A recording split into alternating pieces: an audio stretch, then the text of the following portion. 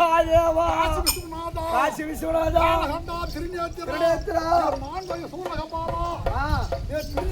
திருநேத்திரா திரிபுர தகடா எப்படி வந்திருக்கிறேன் பசியாமல் வந்திருக்கிறேன்.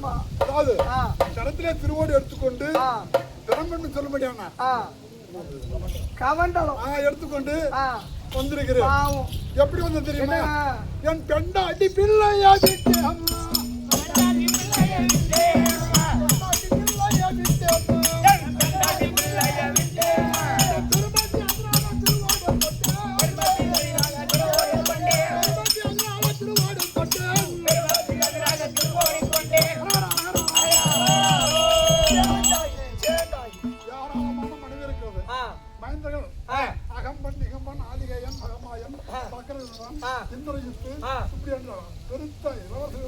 பிள்ளைங்க நிறைய பேர் இருக்காங்க. ஆமா பாவம் சோறு போடாத ராமாயணத்துல இருந்திருக்குது.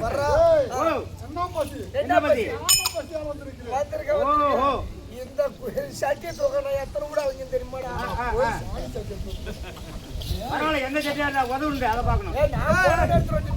இந்த ஆண்டிகிற விட்டா முன்னேற்ற போனா பாடம் எடுத்துட்டு வரணும். ஆரே காணும்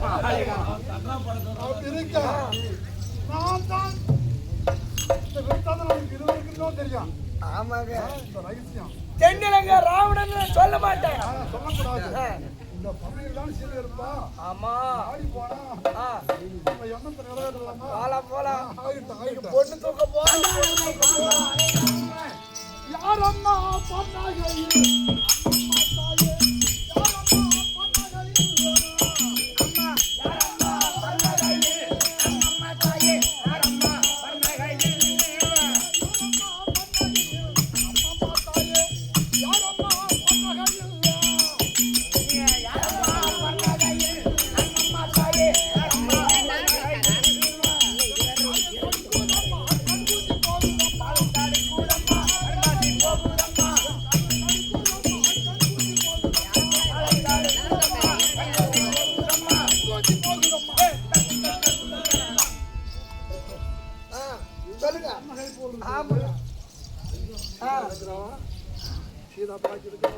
ஆள் இல்லாமல இருக்கும். வாசம் வருது. அம்மா தாயே பிச்சாடி திருச்சி தம்பலம். அம்மா பிச்சை யாரு? அம்மா தாயே. நீங்க யாரையா? இந்த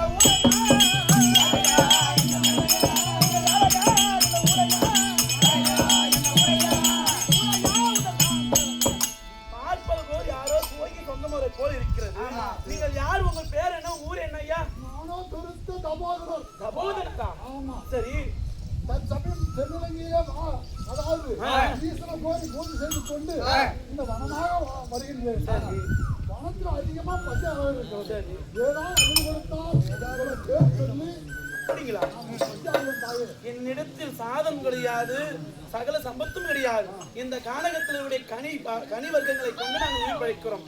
அப்படி இருந்தாலும் என்னிடத்துல கேட்கிறீங்களே, அருவானாத்தில் சாதம் கேட்டா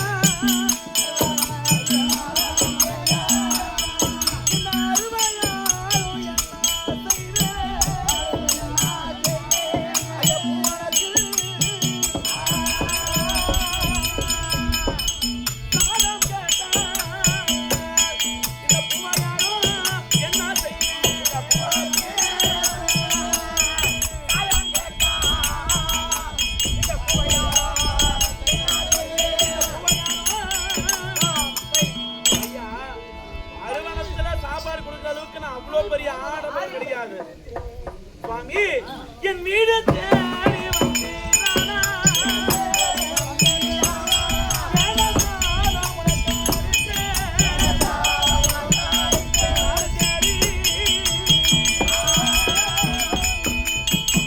வந்தீரானா?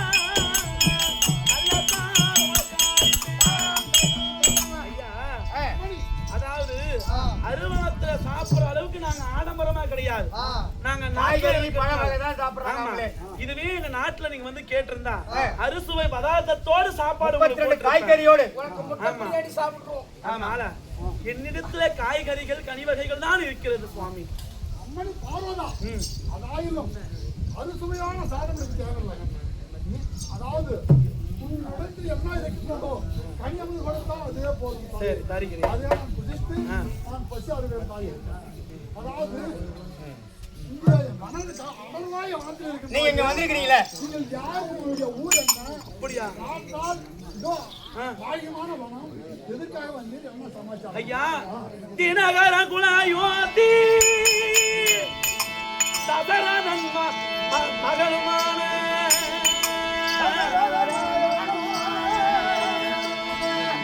பல்ல தம்பியும் யானோ மறுமுறை தவறாராமரு சினமிடும் எந்த மாமி செய்த வந்தகத்தினாலே வனவாசம் காலம் ஞானோ பஞ்சவடிவில் இருக்க விதியோ எந்தான தலையில் எழுதி வைத்த சாதியோ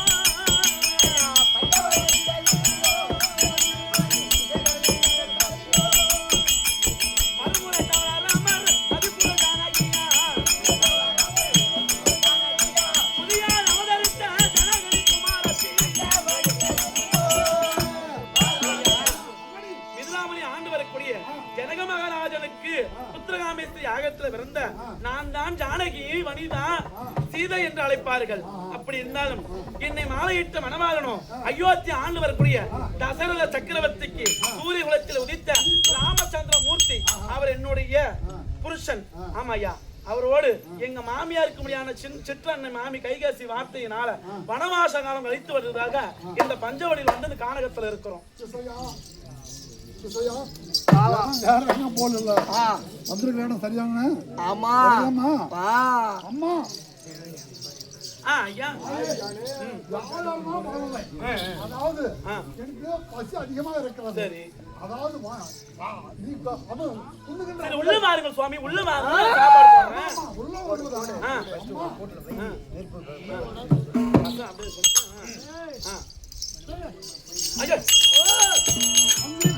போயா சோறு போறதுன்னு சொல்லுங்க.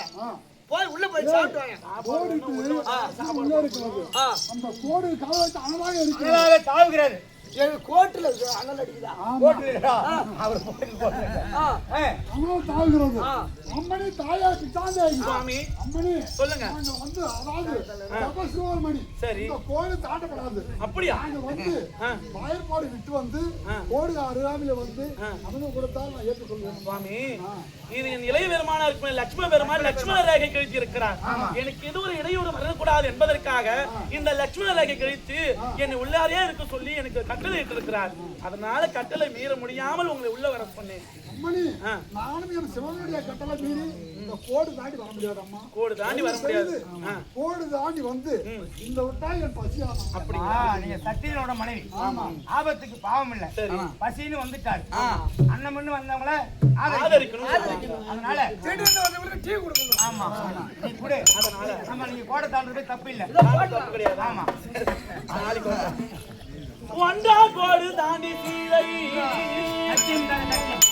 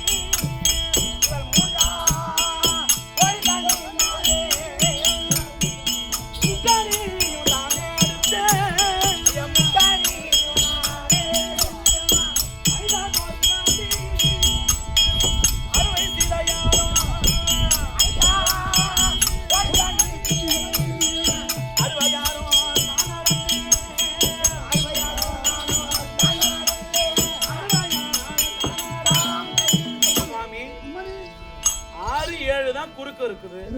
இந்த ரெண்டு கோட்டை என்ன ஆயிட போகுது? முழு கோட்டை தான் உங்களால தாண்ட முடியாது. இந்த ரெண்டு கோட்டை தாண்டி வாங்க. வர முடியாது. இந்த ரெண்டு கோடை தாண்டி வந்து போட்டால் குடிக்கும் பிச்சை ஏற்றுக்கொள்ள.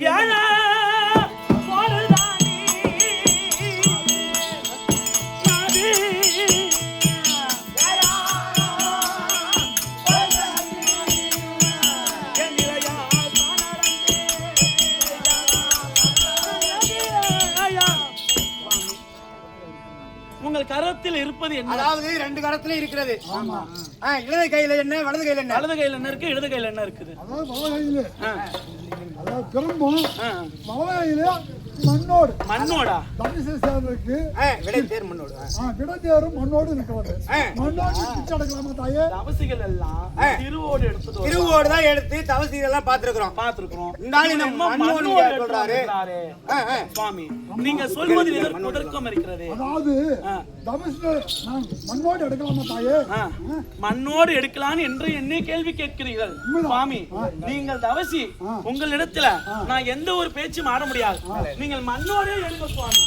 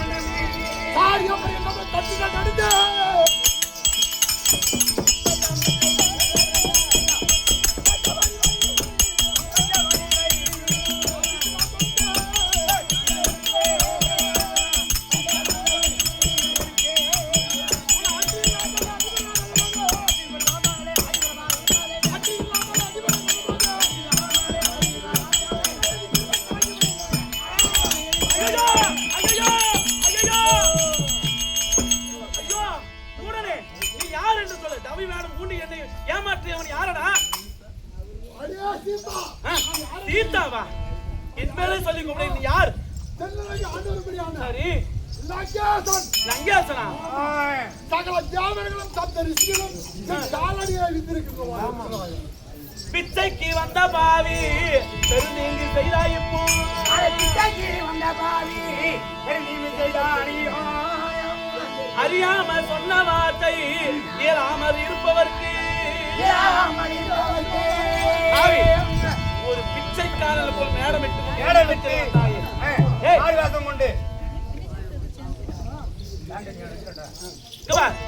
என்னை ஏமாற்றி காரணவால், அதாவது எந்தனையும் விட்டு விடு நீயுமே உயிர் பிழைப்பான்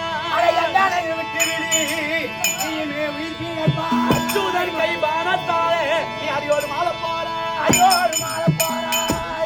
ராஜ்யதா தூரும்பா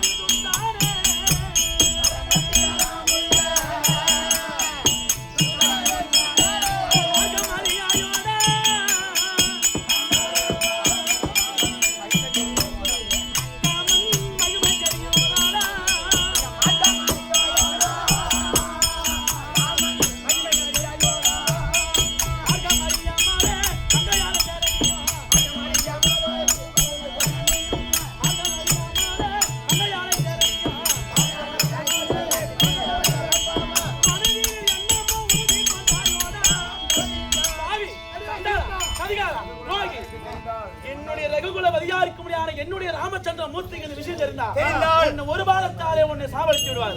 என்ன கேவலம் உன் உயிர் பிழைக்கணும்னா என்னை இங்கே விட்டுட்டு போடா பாவி.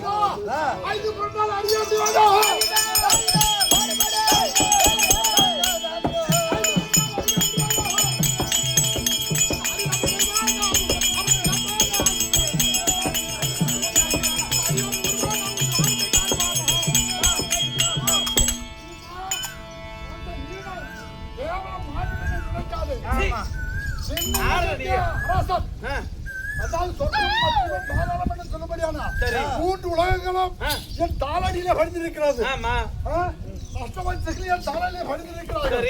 அழைக்காத நவகிரகங்களை என் சமாதானத்துக்கு 9 மணியாக அமைத்து விதித்து விதித்து வருகிறேன். இந்த இலக்கிக்கு வந்தா நீயே ராணி நானே ராஜா பைத்தியக்காரன் நாய. இதுதான் எதிர்பார்க்கிறேன். ஆனா இது என் சுவாமிக்கு தெரிந்தால் என்ன ஆகுமோ? அரகரா கைலைநாதா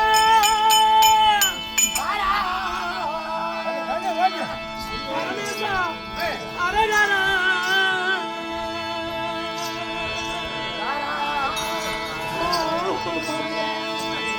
அரகரா கைலைநாதா நான் அறியாமல் மோசம் போனேன்.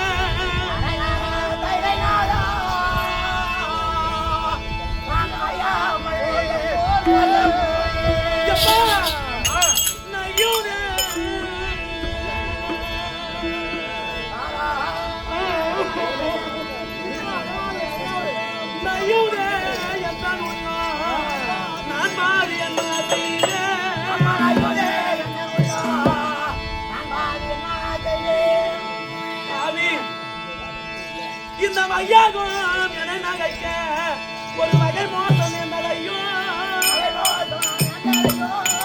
எம்மையும் படைத்த தெய்வம் என இப்படி செய்ததமா? ஐயோ தெய்வம் எம்மையும்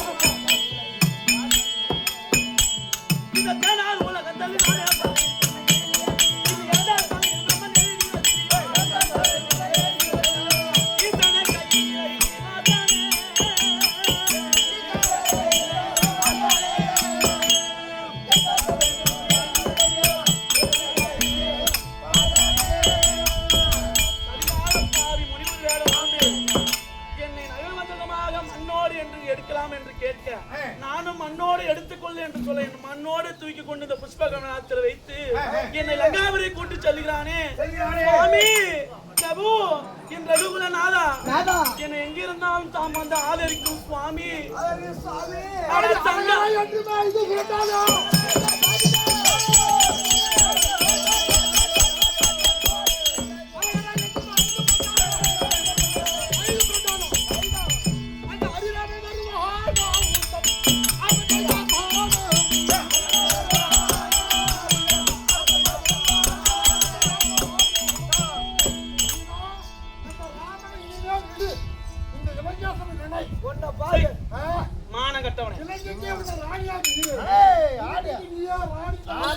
ஒரு ராணி பதவி யாருக்கு வேணும்? இந்த காலத்துல பணத்துக்கு போறாள் அது மாதிரி நினைச்சு இவன் நான் யார் என்று தெரியாமல் வார்த்தையாடி கொண்டிருக்கிறான். அதனால இவனை சரிக்கு சரியாக நம்ம 7 ஏக்கர் காடு இருக்குன்னு ஒரு கேவல கட்டிட்டாங்க ஒரு நேரத்துல. என் பிரபுக்கு தெரிய வேண்டும். அதனால என்னுடைய ஆடை அணிப்படைகளை கழட்டி அதற்கு ஆதாரமாக காட்ட வேணும். கட்டாணி கை கடகம்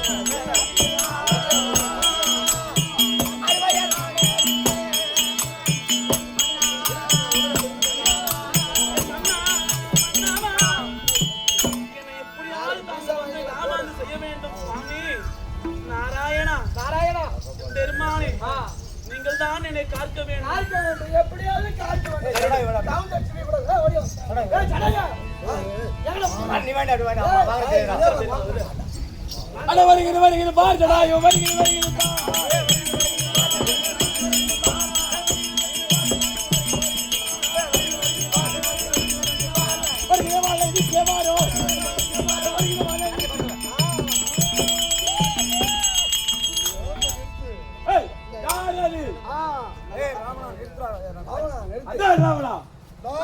நிறுத்தும். நீ யார் என்ன ஊர்? நான் யார் என்ன ஊர் என்று கேட்கிறாய்? இதோ பர்வதத்தை ஆளக்கூடிய எனது பேரோ ஜடாயு. ஜடாயு பறவை பச்சை இனத்திற்கெல்லாம் தலைவன். எனது பேரோ ஜடாயு. நீ பர்வதத்துக்கு தான் ராஜா. நீ பார் உலகே ராஜா. யார்? நீ எங்கு வேணால் ராஜாவா இருந்து விட்டு போ. என் மருமகளாகிய சீதையை இறக்கி விட்டு நீ சென்று கொண்டே சக்கரவர்த்தியினுடைய நண்பன். நான் எப்பேற்பட்டவன்? இமயமலை போல் உயரமாக இருப்பவன். நீ சாதாரண அற்ப பச்சை பச்சை அக்கறையாக வந்து அமர் செய்யப்பட்டவன். மரங்கள் பெற்ற வீரர்கள் மறிந்திருக்க தெரியாமல் வந்ததுதான் முக்கிய ரக்கத்தனை முடிவனாடி பெற்றார்.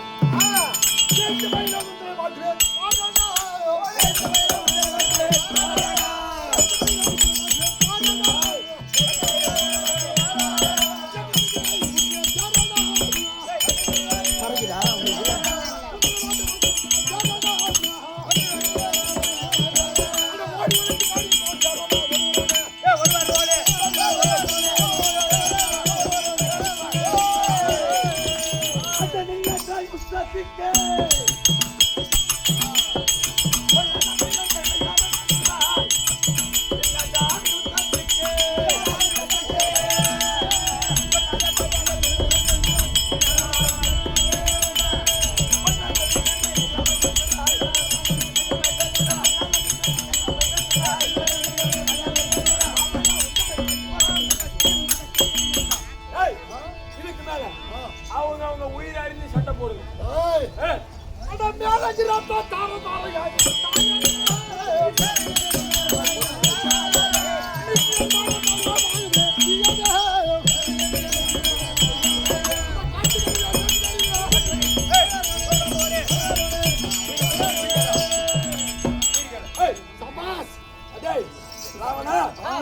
அதாவது நீ மாண்டாலும் சரி, ரெண்டு பேரும் சரிதான் சண்டை செய்றீங்க. பறவையானாலும் சற்றும் பயம் இல்லாமல் என் தேரையும் என் கிரீடத்தையும் அடித்து அதாவது கொத்தி கீழே தள்ளி விட்டார். பறவையாக இருந்தாலும் உன்னை மெச்சினேன் மெச்சினேன் மெச்சினேன். வாங்கிட்டு போய் ஒரு விருது வாங்க போறாரு. அப்படி இருக்க இருவரும் ஒருவருக்கு கெளிப்பு தோப்பு இல்லாமல் யுத்தம் செய்கிறோம். ஒருவருடைய உயிர்நிலை அறிந்து சண்டை செய்தால் தாமதமாக கொண்டே இருக்கும். அவர் உயிரினை அறிந்து சண்டை செய்தால் சண்டை என்பது சுமூகமாக முடிந்துவிடும். ஆமா, என் உயிராக தெரியுமா? என் பெருவிரலே இருக்கிறது. உன் உயிராக இருக்கிறது சொல். எனது உயிரோ எனது வலது இறக்கையிலே இருக்கிறது.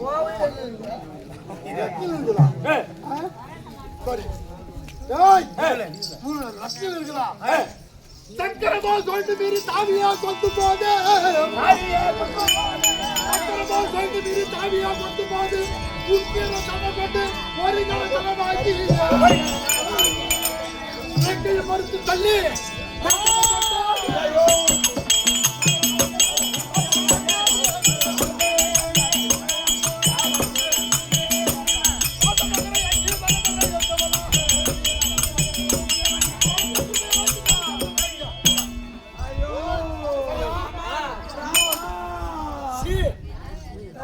முகூர்த்தம் பண்ணி விட்டுட்டு போன மாதிரி நீந்துட்டே இருக்குது இன்னைக்கு நாடகத்துல காட்டுறாரு இதோட நாகத்தோட ஜாவரம் மாமா என்ன காப்பாற்ற வந்து என்னமா எழுந்தீரா?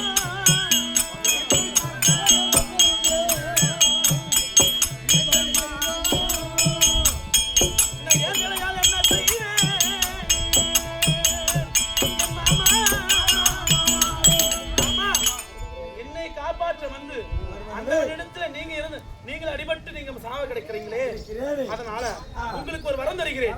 அது என்ன வரம் என்றால், என்னுடைய ஆதவளா இருக்கிற ரகுகுலபதி உங்களை கண்டு உங்களிடத்துல என்னை ராமநேசம் சிறமீட்டு இலங்கைக்கு போகிறான் என்று சொல்லி சங்கதி உரைக்கும் உங்கள் உயிராகப்பட்டது போக விடாமல் உங்க உடம்பில் இருக்கும்படி வரத்தை தருகிறேன். இதோதான் அசோகவனம். அசோகவனம் அசோகவனம் அதாவது இலங்கையில ஒரு பகுதியாக இருக்கும்படியான அசோகவனம். மரத்தடியில சுபா மரத்தடியில வைத்து இந்த வைத்து காவலுக்கு என் தம்பி மகளாகிய திருச்சடை ஆமா என் உள்ள மகன்படி என் பேரும் புகைமை எடுத்து சொல்லும்படி அந்த பெண்ணுக்கு பேரும் புகழை சொன்னா அந்த அம்மாவே உன் மேல ஆசைப்படும். ஆமா தினந்தோறும் அது வரைக்கும் காத்துக்கிட்டு தான் இருக்கணும். அதிகாலையில் எழுந்து அதாவது தானமான ஞாபகம் முடித்து விட்டு அதாவது சந்தனம் புனுகு பன்னீர் என்று சொல்லும்படியான வாச திரவியங்களை நாம் பூசிக்கொண்டு வருவதும் சீதையை பார்ப்பதும் எப்படியாவது ஒரு நாள் இல்லாவிட்டாலும் ஒரு நாள் ஆகும் மனசு இறங்கும். அது வரைக்கும் நான் காத்திருக்கிறேன். தம்பி மகனாகிய திருச்சடை விட்டு காவல் கறக்க வேண்டும். ஜாக்கிரதையாக இருக்க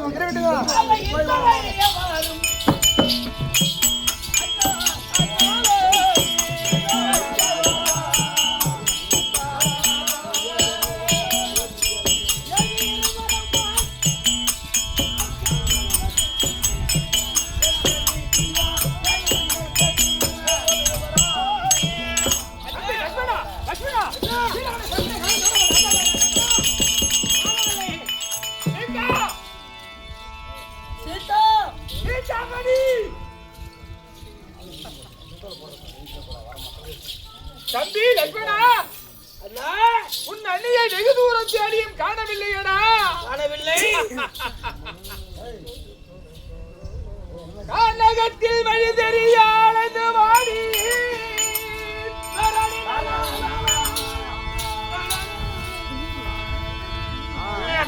கண்ணி என்ற வைகையில் இருந்த சாலை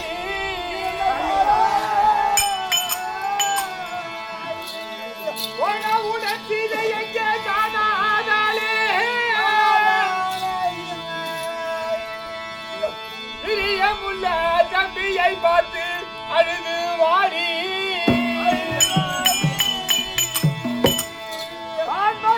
சீதை தன்னை நாம் இருந்து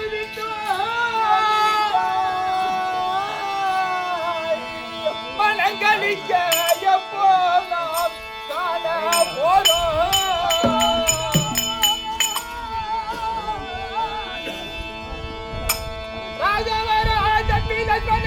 என்று சொல்லி நான் போலாமிட்டு அழுது புலம்பினே. தம்பி லட்சுமணா, இப்பேற்பட்ட காலத்திலேயே உன் அன்னை சீதையை நான் பிரித்து விட்டதோடா. தம்பி லட்சுமணா, அந்த சாரை கூட்டத்தில் ஒரு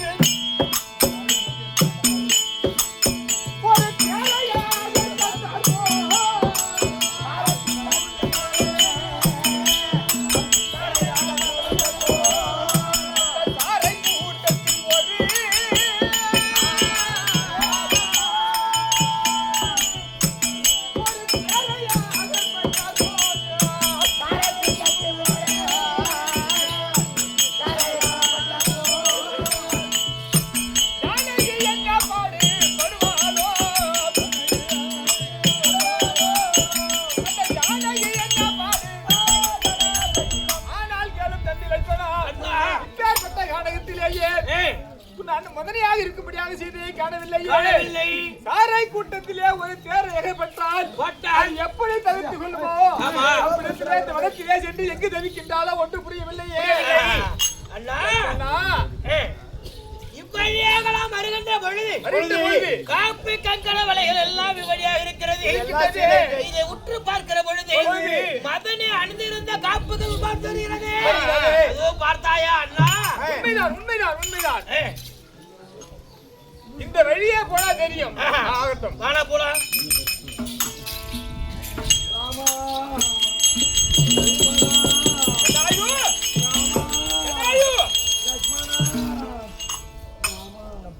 லட்சுமணா சித்தப்பா, ராமா சித்தப்பா, ராமா என்ன ஆயிற்று? அதாவது இலங்காபுரியை ஆளக்கூடிய ராவணனாகப்பட்டவன் என் மருமகனாய் விலகக்கூடிய உனது மனைவியாகிய அந்த சீலாங்கனியை கொண்டு லங்காபுரி சென்று கொண்டிருந்தான். நான் தடுத்து நில் என்று சொன்னேன். சொன்ன போது அவன் சண்டைக்கு வா என்று அழைத்து சண்டை உயிர் ராஜை அறிந்து சண்டை செய்வோம் என்று சொன்னார். அவர் அவருடைய உயிர்நிலையை அறிந்து சண்டை செய்ய வேண்டும். நான் உண்மையை சொன்னேன். எனது சிறையிலே இருக்கிறது உயிர் என்று இருக்குது என்று அவனோ அவன் கால் விரலிலே உயிர் இருக்கிறது பொய் சொல்லிவிட்டான் பாவி. அப்படி சண்டை செய்த போது என் உயிரிலேயே அறிந்து என் சிறையை வெட்டி என்னை இப்படி உயிர் போகும் தருவையிலே விட்டு விட்டான். ராமா போகிறாள், மருமகனை தூக்கி போகிறான் போகிறான் போகிறான். இப்பொழுது துடித்து உயிர் போகாமல் சாபம் கொடுத்திருக்கு. உயிர் போகாமல் இருக்கின்றது என்ன காரணம்? அதாவது அந்த சீலாங்கனியாகப்பட்டவள் என் கணவர் அந்த ராமரும் எனது சிறிய கோயிலே இளைய கோவாகிய லட்சுமணர் வரும் வரையில் இந்த விருத்தாந்தத்தை அவர் நிலத்தில் சொல்லும் வரையில் இந்த உயிராகப்பட்டது அவர் உடலிலே இருக்க வேண்டும் என்று வரம் கொடுத்து சென்றார். நான் அதாவது நடந்த விருத்தாந்தத்தை சொல்லிவிட்டு அப்படியே நீங்க வர வரைக்கும் ஜடாயு தம்பி லட்சுமணா, உன் அண்ணி மதனி பத்திரை என்பதை நிரூபித்து விட்டாள். சரி இல்லையா? அவளை யாரும் ஒன்றும் கலந்துட முடியாது. எந்த ஒரு ஆபத்து அவளுக்கு நேராது. இதுவ பார்த்தாயா, இந்த ஜடாயு ஏற்கனவே நாம் தெரிந்து கொண்டோம். இவருக்கு மோட்சத்தை கொடுக்க வேண்டும். மோசத்தை கொடுத்துருப்பா. மோட்சம் அழித்து